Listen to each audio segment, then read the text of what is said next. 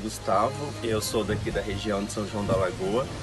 Eu me formei em Engenharia Agrícola e Ambiental na UFMG, fiz graduação sanduíche em Portugal, fiz também mestrado em Engenharia Agrícola na parte de recursos hídricos e ambientais na Universidade Federal de Viçosa e hoje eu faço doutorado em Engenharia Agrícola na parte de água e solo na Universidade Estadual de Campinas. Beleza, eu não saí do curso. Esse aqui é o engenho aqui da roça, onde a gente moe a cana para fazer rapadura. E mais aqui no fundo, a gente tem um poço. E esse aqui é um poço superficial. A gente tem dois tipos de poço, subterrâneo e superficial. Esse aqui é um poço superficial, que é de onde a gente capta água para abastecimento. Então, através de uma bomba que é colocada aqui, ela leva a água até o reservatório, de onde é distribuída aqui para as casas na roça.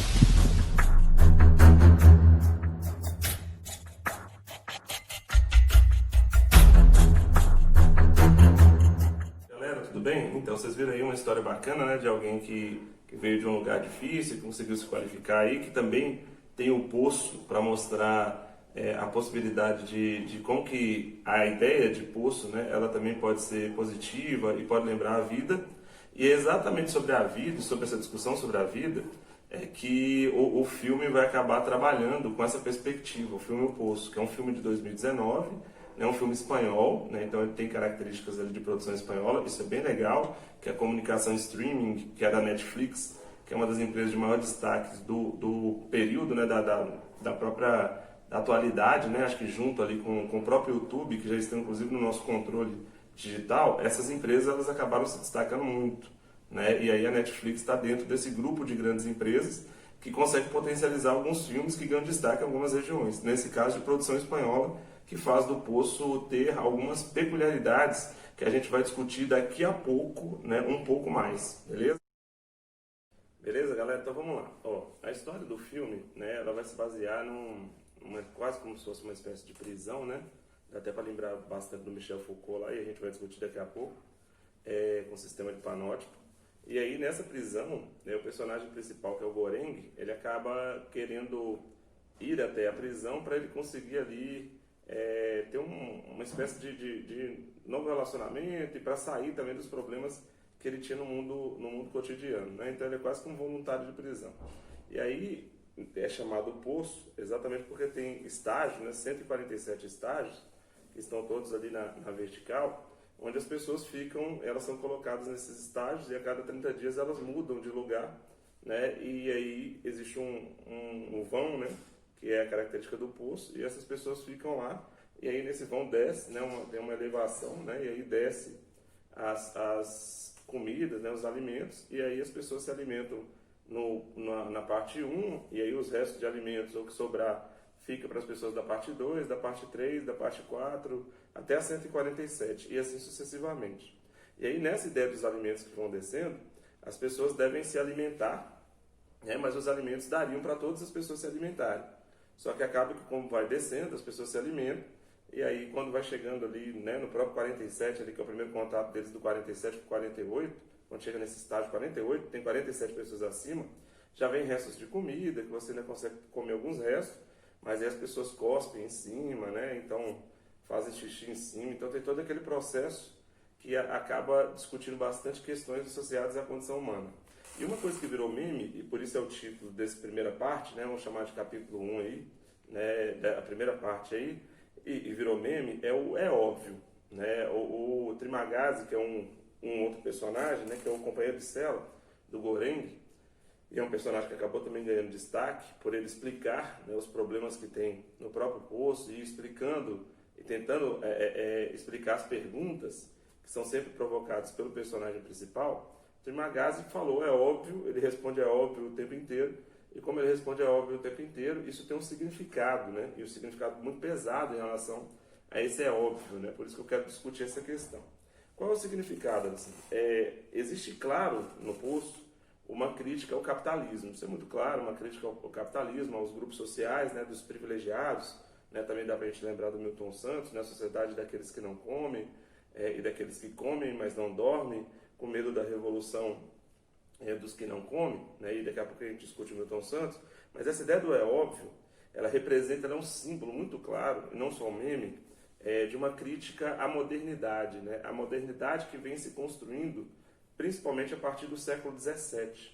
E essa modernidade que vem se construindo no século XVII é uma modernidade marcada pelo racionalismo, e um racionalismo excessivo, e exatamente a partir desse racionalismo excessivo, né, e dessas ideias ali que são ideias que vão se consolidar da passagem do século XVII e principalmente no século XVIII com o Iluminismo, né, no século XVII com René Descartes, com aquela ideia do discurso do método, né, do método racional, do penso, logo existo. Então, essa sociedade racionalista e tecnicista, né, e esse tecnicismo que vai se construindo no século XVII, e essa ideia de modernidade que vai se formando, se fortalecendo no século XVII, é que é criticada no Poço. Isso fica muito claro por várias evidências, além do que virou meme, né, e das respostas do Trimagazzi, do companheiro de cela do Goring e do É Óbvio, você tem outras evidências, como a própria crítica ao capitalismo, a própria crítica à desigualdade social, a própria crítica à sociedade de classes, a própria crítica à ideia de condição humana.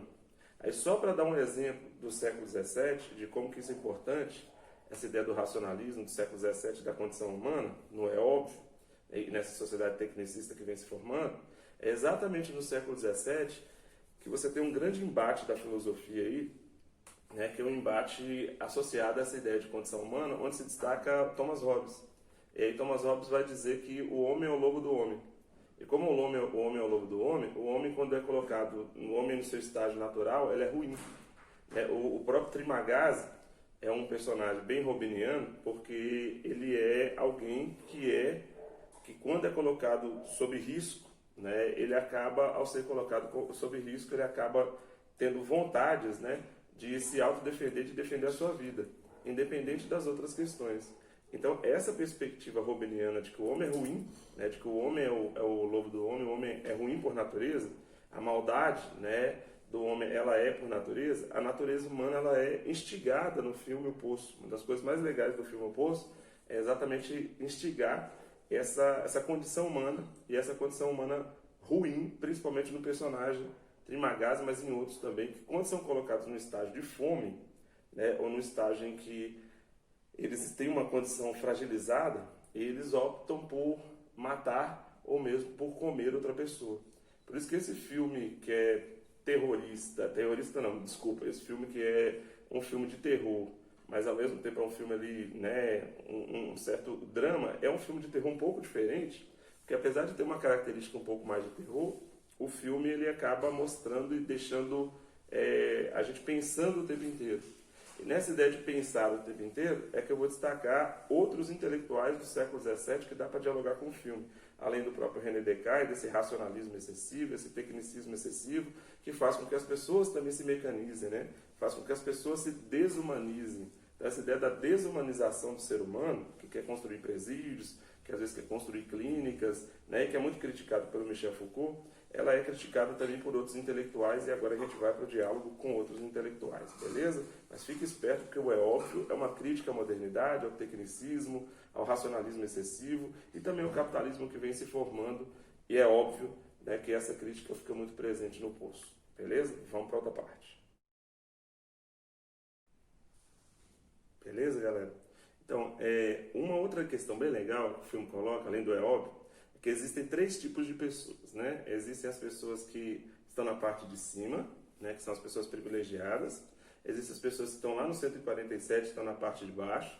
E existem as pessoas que caem, né? O filme também vai trabalhar, é uma discussão bem pesada no filme, bem tensa, sobre questões associadas à própria loucura, né?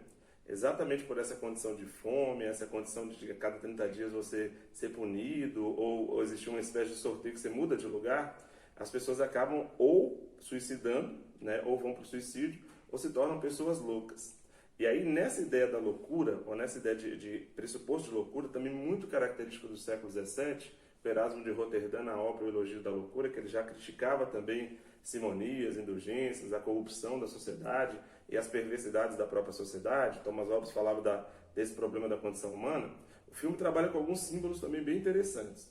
Um dos símbolos mais interessantes que eu queria destacar agora, além da própria faca, né, o Trimagazzi o filme permite que você escolha um objeto para que você possa, dentro daquela prisão, você possa ter contato com aquele objeto.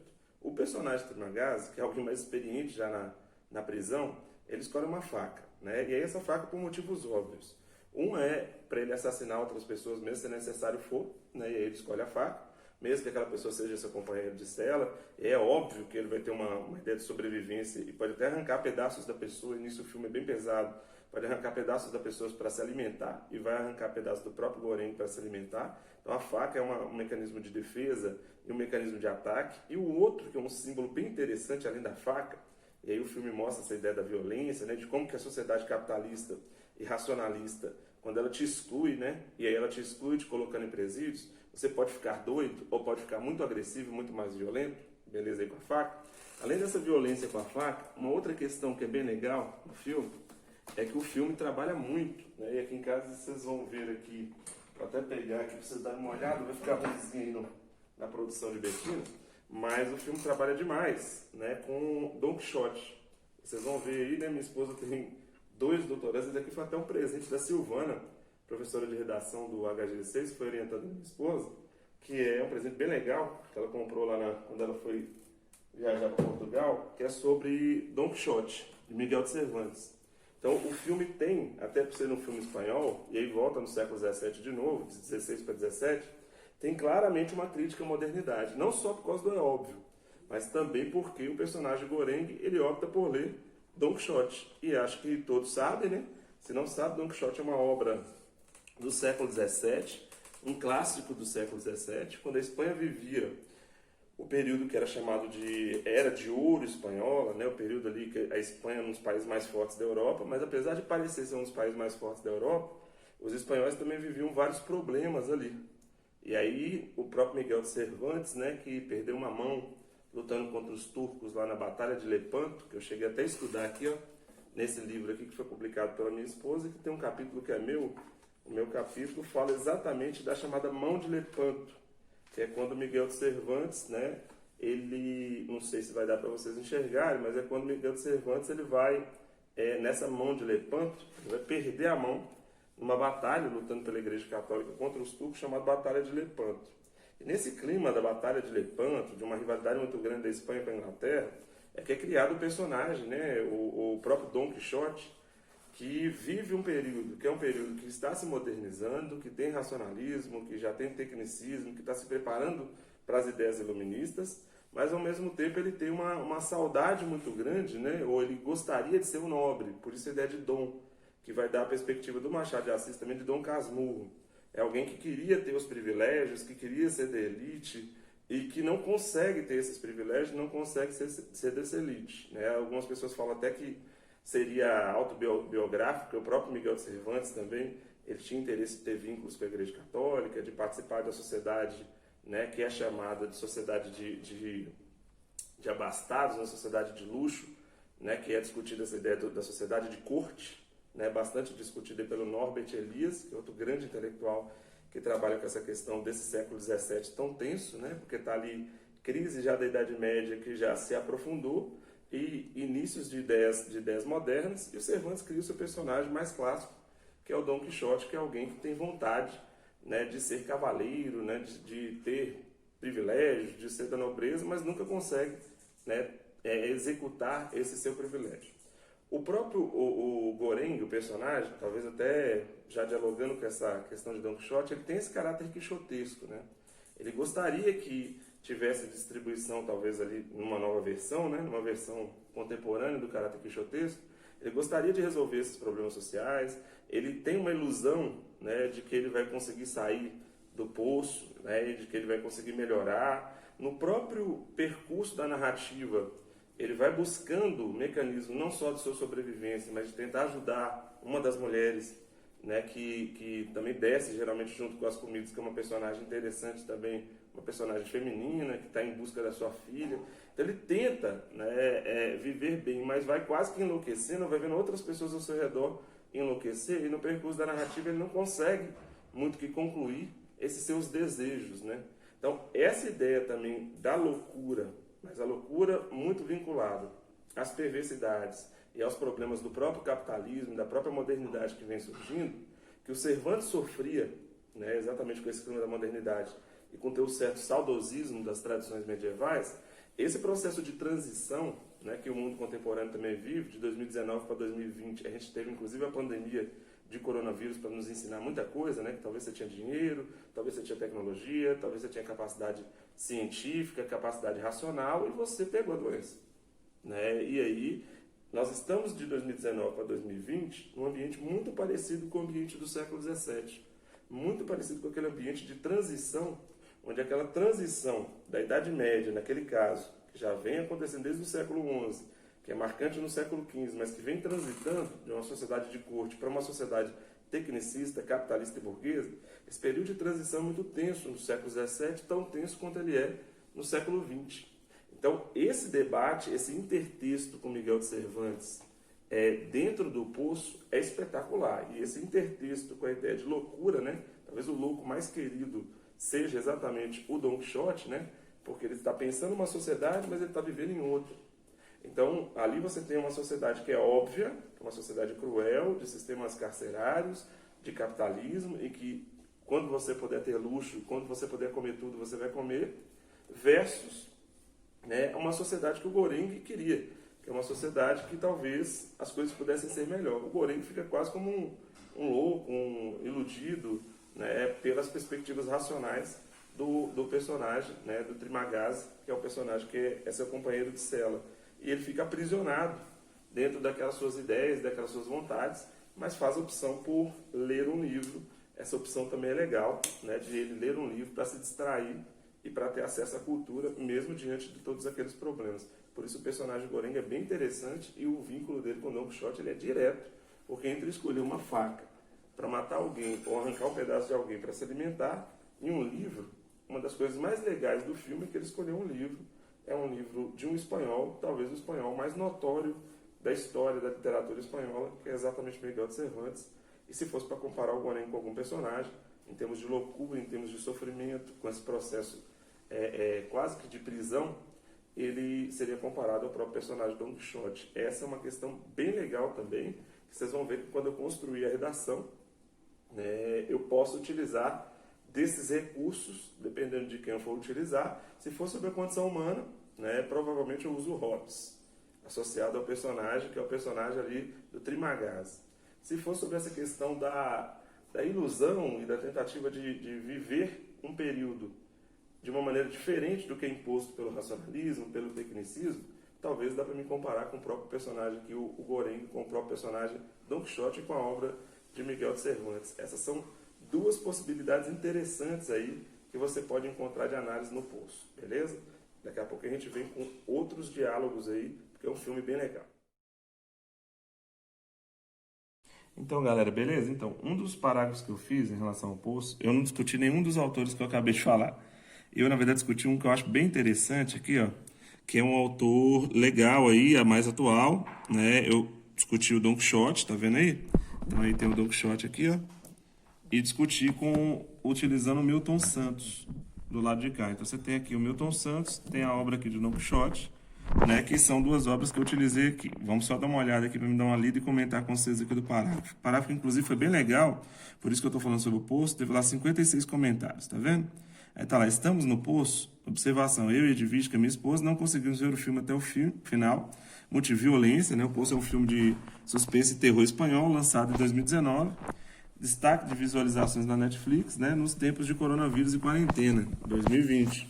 Né, e uma crítica contundente à desigualdade social, à ganância humana. A película evidencia que o problema do mundo capitalista não está na falta de alimentos, e sim na desumanização, individualismo, hierarquização e ausência de solidariedade. Todos esses aspectos são encontrados no século XVII, mas eles são encontrados também na atualidade.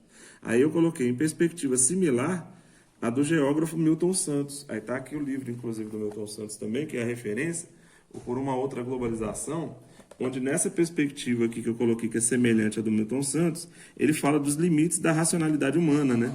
E amplia a violência e os problemas sociais. Nesse sentido, a premissa moderna de desenvolvimento econômico ilimitado, encarcerando a busca incessante pelo capital. Então, o próprio Milton Santos aqui vai destacar essa questão dessa busca incessante pelo capital e de como que esse racionalismo ele é ruim. Aí eu coloquei em tempos de quarentena, a arte espanhola nos convida, inspirada em Don Quixote, que é o que eu comentei anteriormente, repensar sobre valores modernos, novamente em crise com a pandemia do coronavírus. Então, com o coronavírus, né, e a relação do coronavírus com o Poço e com o sucesso do Poço, ela é clara.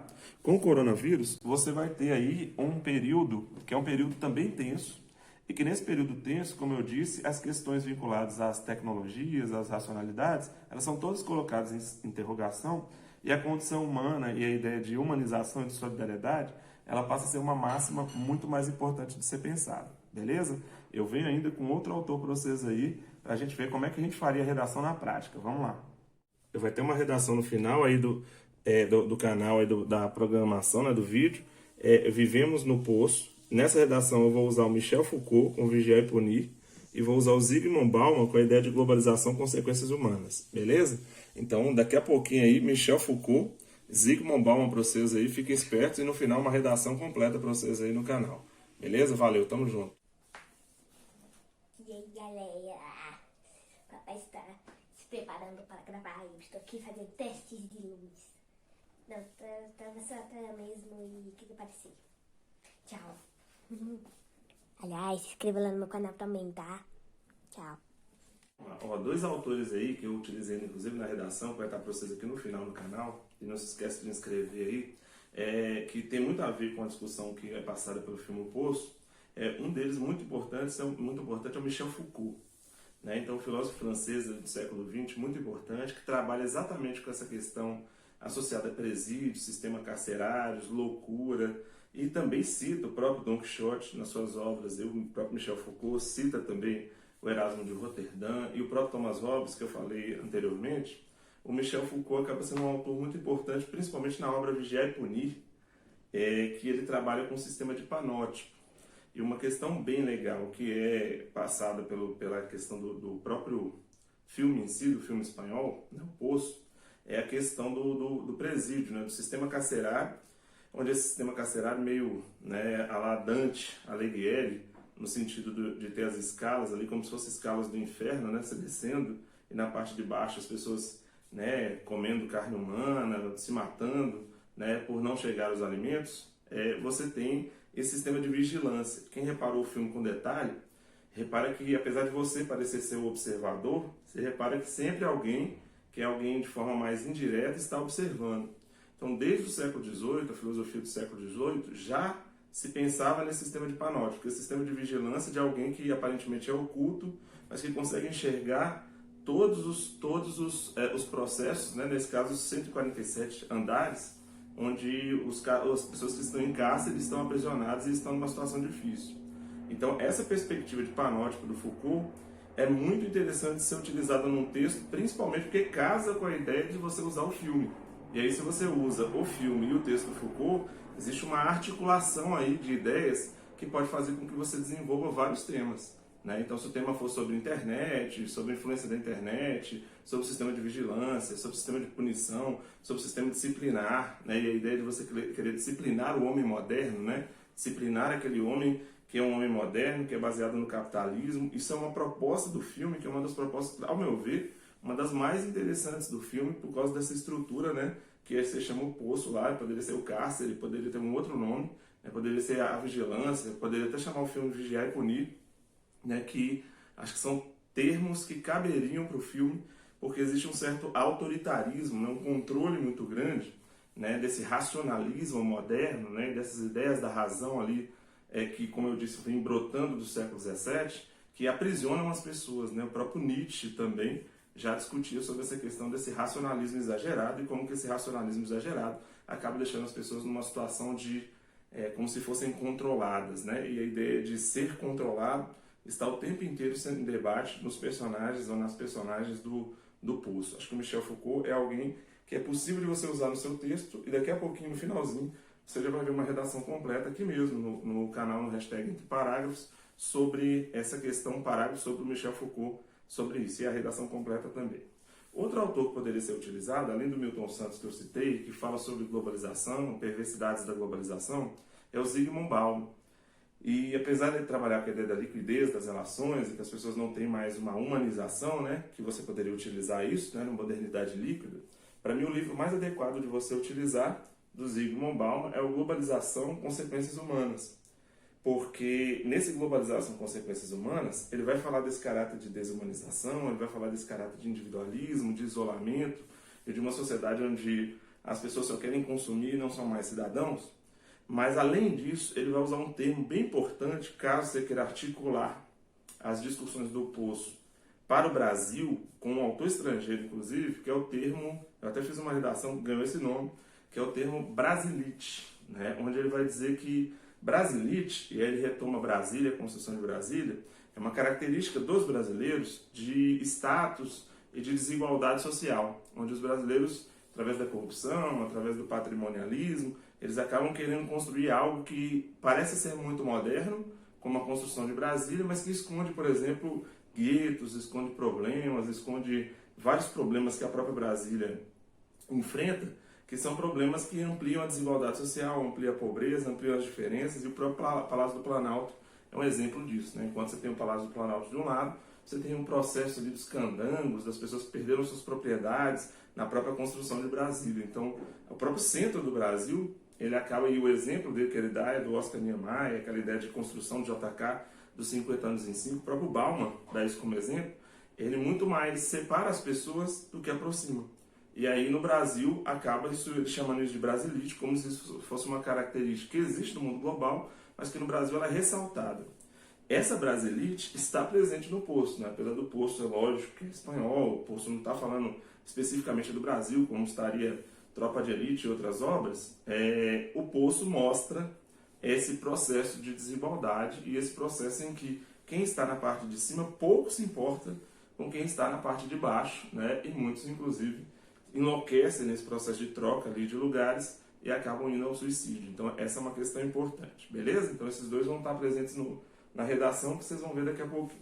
E uma última observação que eu queria destacar para vocês, mas não menos importante, apesar de falar por último, é a questão da participação de personagens femininas, né? Tanto no caráter de ordem, por vezes, sexual ou afetiva, né? Se vinculando ao personagem central, quanto principalmente, isso mais importante, como ação, né? Inclusive tem até de matar o próprio personagem, o Timagari, vai ser morto por uma personagem feminina que vem descendo, da procura por uma criança, né?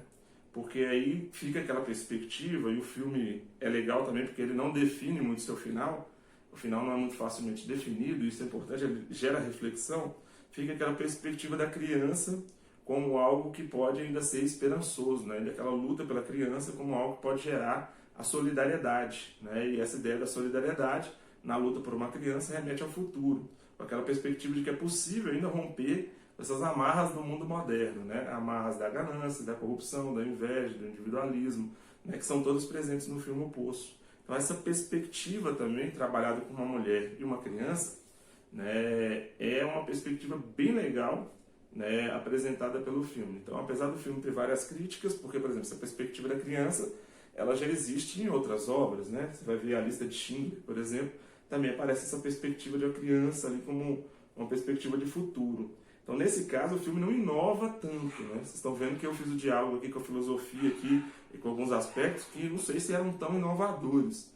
E o filme também é um pouco monótono, né? Quando você vai assistir, e um pouco assim, né? Eu diria que até no caso meu e da minha esposa até um pouco nojento, né? Daquela coisa de um homem comendo o outro. Então, nesses aspectos, o filme não avança muito, mas na própria narrativa, que às vezes é um pouco cansativo. Mas nos aspectos de buscar fazer com que quem está assistindo fomente uma série de reflexões, nisso o filme é legal. E aí, além da ideia de solidariedade, vocês devem estar lembrando da televisãozinha lá, quem está acompanhando direitinho, o Gustavo, né? E aquela ideia do poço, né? E assim como os Simpsons, é uma característica dos Simpsons, eu coloquei aquilo na televisão para dizer para vocês de que, se por um lado o poço, nesse caso da representação do filme, ele representa todos esses problemas modernos, sistema carcerário, sistema prisional, né? A ideia de modernidade de capitalismo, de individualismo, desigualdade social e fome. Por outro lado, o Poço, que é lá de São João da Lagoa, aqui próximo de Coração de Jesus, em Minas Gerais, o Poço pode fazer com que as pessoas sejam mais simples, com que as pessoas busquem através não só da solidariedade, mas do estudo, uma possibilidade de mobilidade social. Então o próprio Gustavo mesmo, ele já estudou em Portugal, né? E ele veio de lá. Eu lembro que ele pedia aulas, né? Estudava em escola pública, ele fez engenharia ambiental e ele tem uma condição hoje razoável para ajudar seus pais. O pai dele vive da roça mesmo, de trabalhar na roça, e a mãe dele também, né? Que é, de vez em quando até brinco, o Zé Coelho e Dora Alice. E eles são pessoas que, do sofrimento, eles conseguem trazer a ideia de solidariedade e a ideia de educação, que são duas saídas para tentar melhorar os nossos problemas. Veja a redação aí, né? E um abraço para vocês, sigam o canal, espero que vocês tenham curtido. Abraço, valeu!